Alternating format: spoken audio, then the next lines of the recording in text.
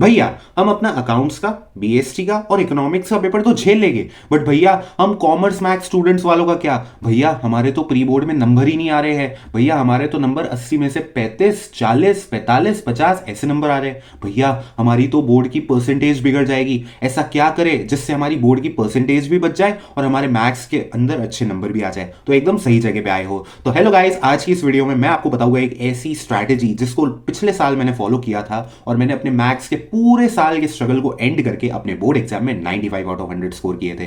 तो बिना किसी देरी के वीडियो को स्टार्ट करते हैं। Hello guys, welcome back to my YouTube channel and you are watching Nikhil Chandnani, a CA intermediate student. Let's start the video. सबसे पहले मैं आपको बता देता हूं इंपॉर्टेंट चैप्टर्स की वेटेज।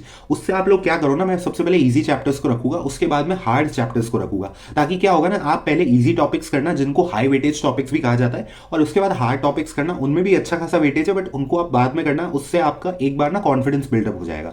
तो सबसे पहले आता है मैट्रिसेस एंड डिटर्मिनेंट्स, जो आपका 10 मार्क्स का पूछा जाता है बोर्ड एग्जाम में। एंड इसमें ना गाइस एक क्वेश्चन आता है 5 मार्क्स का, जो कि कई बार हर साल ऑलमोस्ट फिक्स होकर आता है, जिसमें आपको एक मैट्रिक्स को और डिटर्मिनेंट को सॉल्व करना होता है। 5 मार्क का कई बार वो क्वेश्चन उठ के आ जाता है। तो मेक श्योर आप ये दोनों चैप्टर्स को अच्छे से प्रिपेयर करो। 12th के सबसे बेसिक चैप्टर्स है, ईजी है, आराम से आप इसमें से 10 के 10 ला सकते हो। दूसरा आपका आता है रिलेशंस एंड फंक्शंस, जो कि 8 मार्क का पूछा जाता है, जिसमें रिलेशंस एंड फंक्शंस चैप्टर का वेटेज ज्यादा है और इनवर्स ट्रिग्नोमेट्रिक फंक्शंस का वेटेज थोड़ा कम है। तो उसकी अकॉर्डिंगली आप लोग प्रिपेयर करना। आई गेस जो इनवर्स ट्रिग्नोमेट्री है उसके अंदर इतनी एक्सरसाइजेस भी नहीं है, तो आप आराम से उसको भी आराम से सॉल्व कर पाओगे। तीसरा टॉपिक आपका आता है एलपीपी, लीनियर प्रोग्रामिंग प्रॉब्लम। अब भैया ये तो 5 मार्क का टॉपिक है, इसको आप इतना थर्ड नंबर पे कैसे रख रहे हो? देखो यार, इसके अंदर ना एक क्वेश्चन आता है ग्राफ बनाने का, जिसमें आपको मैक्सिमाइज या मिनिमाइज करना होता है on the basis of equations. बहुत इजी सवाल आता है गाइस, कई बार 4 में आ जाता है, कई बार 5 में आ जाता है, और अगर वो 4 में आएगा या 3 में आएगा तो आपको 2 एक्स्ट्रा एमसीक्यूज भी पूछेगा। तो आप क्या चांस बहुत अच्छा बन जाता है इसके अंदर full out of full score करने का। और बहुत इजी है भाई, 10th 11th के कॉन्सेप्ट्स पे बेस्ड है, तो आप आराम से इसको कर भी पाओगे। तो ये है आपका थर्ड नंबर टॉपिक। चौथा टॉपिक आपका आता है वेक्टर एंड 3D, जो कि आपको 14 मार्क्स का पूछा जाता है। ठीक है, दोनों का इक्वल वेटेज है। वेक्टर भी 7 मार्क्स का आता है जनरली, और 3D भी 7 मार्क्स का आता है।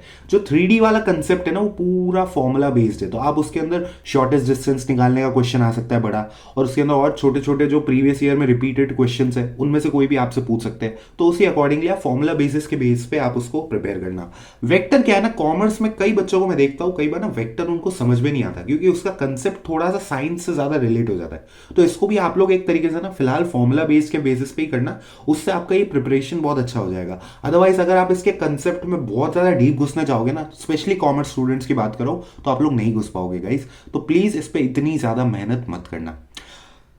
अगला टॉपिक आता है आपका कंटिन्यूटी एंड डिफरेंशियबिलिटी। अब भैया कैलकुलस कहां घुसा रहे हो इस इजी टॉपिक्स में? देखो यार, कैलकुलस पूरी 35 मार्क्स की है, बट इसमें से ये जो 9 मार्क का टॉपिक है ना, ये चैप्टर है, ये बहुत इजी पड़ता है भाई।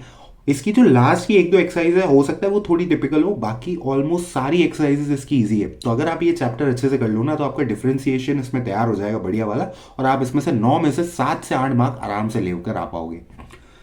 छठा टॉपिक आता है आपका एप्लीकेशन ऑफ इंटीग्रल्स, जो कि आपसे 7 मार्क के आसपास पूछा जाता है। इसमें भी डायग्राम बेस्ड क्वेश्चन आता है जनरली, जो बड़ा सा डायग्राम बना के आपको उसका एरिया निकालना होता है इंटीग्रल्स लगा के। तो ये भी आप आराम से कर सकते हो। अब देखो ना यार, इंटीग्रल्स हार्ड पड़ता है, जबकि उसका एप्लीकेशन इज कंपैरेटिवली ईजी है। ठीक है, तो ये चीज थोड़ी आयरनिक हो गई, बट ये सच है भाई।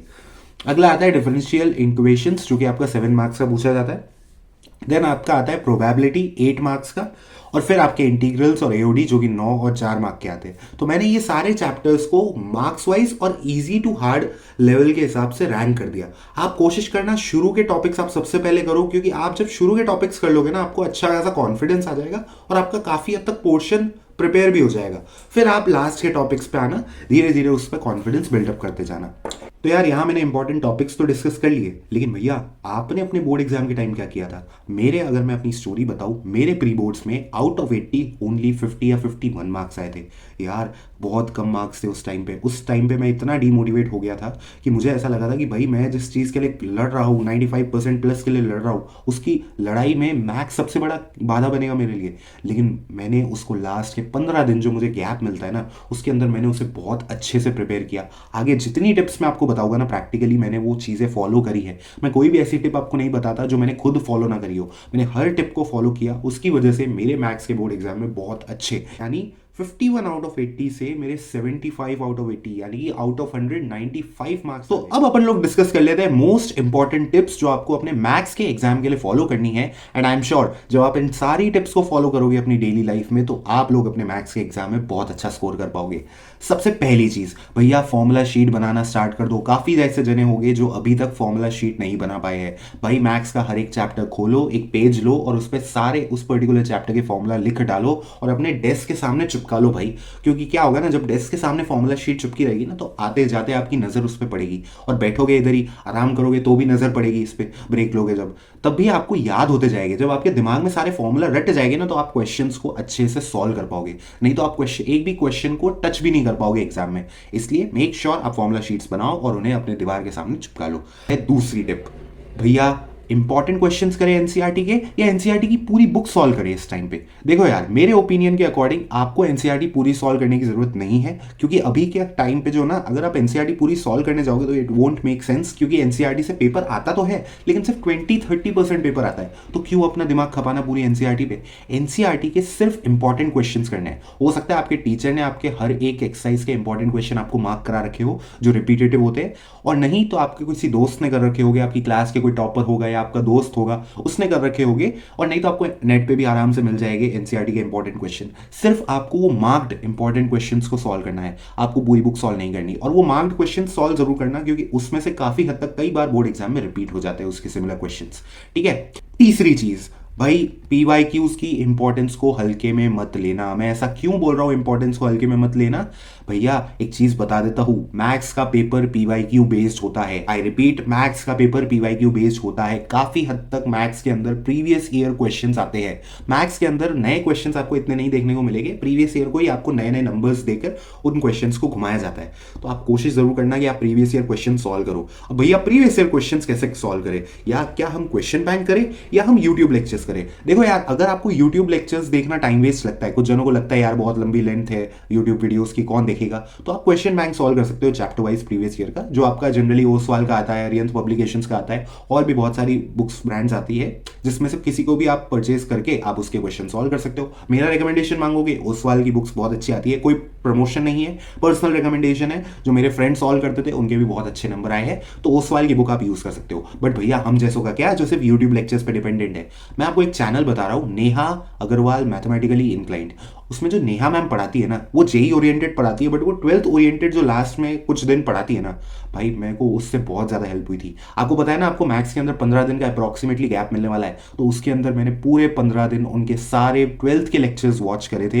एंड ऑनेस्टली बता रहा हूँ उससे मेरी प्रैक्टिस इतनी तगड़ी हो गई थी ना कि मेरे मैथ्स के एग्जाम के लिए बहुत ज्यादा ईजीनेस हो गई थी। तो कोशिश ये करना नेहा मैम मैथमेटिकली इंक्लाइंड की 12th की वीडियोस देखना, ठीक है। जेई की वीडियोस मत देख लेना गाइस, क्योंकि जेई की वीडियो देखने लग जाओगे तो डीमोटिवेशन के चक्कर में आपका कॉन्फिडेंस ही टूट जाएगा।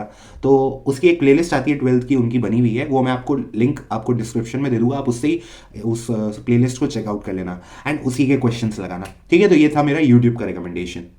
अगली चीज भैया इन डिफिकल्ट टॉपिक्स का क्या करें भैया, ये इंटीग्रल्स हो गया, एप्लीकेशन ऑफ डेरिवेटिव्स हो गया, भैया इसके सवाल ही नहीं बनते, ऐसा क्या करें इनके लिए, ऐसी कोई स्ट्रैटेजी बता दो इनको डील करने की। सबसे पहले अगर अपन लोग एप्लीकेशन ऑफ डेरिवेटिव्स की बात करें तो देखो यार वो ना मेरा 12th का सबसे वीकेस्ट टॉपिक्स में से एक था। तो मैं क्या करता था ना, लास्ट की जो एनसीईआरटी की एक्सरसाइज है आई थिंक 8.3 समथिंग एक्सरसाइज है, उसके अंदर 8.3 है 6.3 है आई एम नॉट श्योर, एक बार आप चेक कर लेना एओडी चैप्टर को। उसकी जो लास्ट एक्सरसाइज जो वर्ड प्रॉब्लम्स पे बेस्ड है ना, मैं उसको पूरा सॉल्व करता था बकायदा। ठीक है, बार बार सॉल्व करता था, क्योंकि उस एक्सरसाइज में क्या है ना, आप बार बार जब सॉल्व करने जाओगे ना, हर बार आप वापस सॉल्व करोगे, हर बार आपको नया कंसेप्ट ही मिलेगा। ठीक है, आपको ऐसा ही लगेगा हर बार मैं नया क्वेश्चन सॉल्व कर रहा हूं, जबकि होते ही पुराने क्वेश्चन है, लेकिन वो क्वेश्चन आप जल्दी भूल जाते हो। तो मैं उसको कम से कम 5 से 10 बार सॉल्व करके गया था बकायदा। क्यों करके गया था, क्योंकि मुझे पता था कि ये चैप्टर की ये पर्टिकुलर एक्सरसाइज मेरे लिए सबसे बड़ी वीकनेस बनेगी। शुरू के एक्सरसाइजेस के कंसेप्ट तो मेरे से हो जाते थे, बट वो लास्ट की मेरे से होती नहीं थी। और लास्ट तक मैं आपको बता रहा हूँ 70-80% ही तैयार हुई थी मेरे से वो एओडी की एक्सरसाइज, क्योंकि वो डिफिकल्ट है, स्पेशली हम कॉमर्स स्टूडेंट्स के लिए थोड़ी बहुत डिफिकल्ट पड़ जाती है। तो उसके अंदर आपको पर्टिकुलरली उसको बहुत ज़्यादा प्रैक्टिस करके जाना है। अगली चीज़ भैया, इन इंटीग्रल्स का क्या करें? इंटीग्रल से तो हमारा काम बनता नहीं। मैं आपको एक फैक्ट बताऊं, आपके बोर्ड एग्जाम में इंटीग्रल्स लगभग 9 मार्क्स का आता है, जिसमें जनरली 3 क्वेश्चन पूछे जाते हैं। मैं आपको बता देता हूं, अगर आपसे इंटीग्रल्स के सवाल बन गए तो बन जाएंगे, और नहीं बने तो नहीं ही बनेंगे। मतलब आप बीच में नहीं अटकोगे इंटीग्रल्स में, या तो आपको क्लिक कर गया तो आपको पूरा सवाल बन जाएगा, या आपका सवाल बनेगा ही नहीं। ये इंटीग्रल्स में होता है, ठीक है। डिफरेंशिएशन में ये चीज़ आपको नहीं देखने को मिलेगी, लेकिन इंटीग्रल्स में आपको ये चीज़ देखने को मिलेगी। तो ठीक है, जब आप इंटीग्रल्स को सॉल्व करो ना, मैं आपको एक चीज बताऊं, सैंपल पेपर्स जब मैं लास्ट में सॉल्व कर रहा था ना, अपने जितने मैंने सैंपल पेपर सॉल्व किए, इंटीग्रल्स के सवाल मुझसे नहीं बन रहे थे। 3 में से कभी 1 बनता था, कभी 2 बनता था, कभी भी मेरे तीनों के तीनों सवाल आज तक नहीं बने। लेकिन बोर्ड एग्जाम के टाइम पे मेरी किस्मत अच्छी थी, मेरे को क्लिक राइट टाइम पे कर गया तो मेरे से वो तीनों सवाल अच्छे से बन गए। अदरवाइज हो सकता था कि मेरे से भी वो सवाल नहीं बनता, और ये हर किसी के साथ होता है। ये प्रैक्टिकली आपके कई बार लक बेस्ड गेम हो जाता है, ठीक है। लेकिन भैया ऐसा क्या करे जिससे वहां पे एटलीस्ट क्लिक कर जाए? होता है ना भाई, क्लिक कर जाए तो एटलीस्ट मैं सॉल्व कर लूँ। देखो यार, क्लिक करने की ना ये 2-3 तरीके बता रहा हूँ। या तो आप उस टर्म को जो इंटीग्रल का दे रखा है उसको तोड़ने की कोशिश करो, सिंप्लीफाई करने की कोशिश करो। देखो भाई, कुछ सेपरेट हो रहा है, कुछ फ्रैक्शन में है, तो फ्रैक्शन अलग हो रहे हैं नहीं हो रहे, उससे आपको कोई फॉर्मूला रट जाए दिमाग में। एक चीज याद रखना, जब फॉर्मूला रट जाएगा ना तब आप क्लिक कर पाओगे, अदरवाइज जब फॉर्मूला याद नहीं होगा ना तो आपके दिमाग में क्लिक भी नहीं होगा, ठीक है। तो उस चीज के टर्म को सिंप्लीफाई करने की कोशिश करो, कुछ ऐसा सोचो, ठीक है। इसमें ज्यादा टाइम मत लगाना, नहीं तो इंटीग्रल्स आपका कई बार आधा आधा घंटा खा जाता है। तो इसलिए आप कोशिश करना 1 से 2 मिनट लगाओ, क्लिक करे तो ठीक, नहीं करे तो उस क्वेश्चन को उस टाइम के लिए लीव कर देना, आगे क्वेश्चन पे बढ़ जाना, ठीक है। भैया आप ऐसे क्यों बोल रहे हो, 95 नंबर 100 नंबर लाने ना, मैं मानता हूँ। मैं उन जनों की बात कर रहा हूँ जो 90-95 लाना चाहते हैं और जो करंटली बहुत नीचे है, जो बहुत ज़्यादा स्ट्रगल कर रहे हैं। तो उनकी अगर मैं बात करूँ तो भाई कोशिश ये करना उस क्वेश्चन को उस टाइम के लिए लीव करके अगले क्वेश्चन पे बढ़ जाना, ठीक है। अपने 3 से 4 मार्क के क्वेश्चन के लिए अपन को 75 मार्क्स का पेपर खराब नहीं करना है, तो उसके लिए कोशिश करना आप बाकी पेपर पे ज्यादा फोकस करो।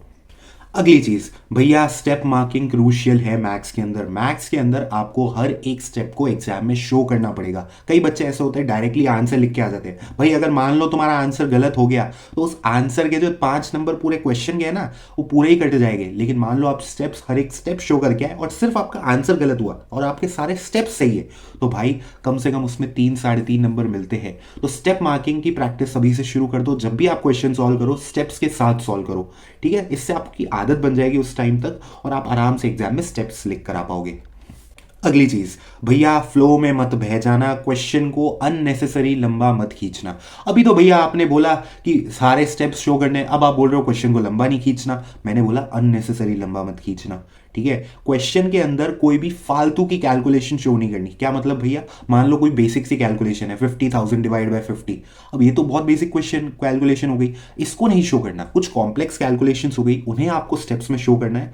और कई बच्चे क्या करते हैं ना, एक स्टेप गलत हुआ वो पूरा क्वेश्चन कट करके वापस से स्टार्ट करते हैं। इतना टाइम है क्या आप लोगों के पास? 3 घंटे ही तो मिलता है आपको। इतना टाइम है क्या आप लोगों के पास? उस क्वेश्चन को काट कट करके आधा क्वेश्चन कर दिया है, एक स्टेप में मिस्टेक हो गई, अगले पेज से स्टार्ट करो।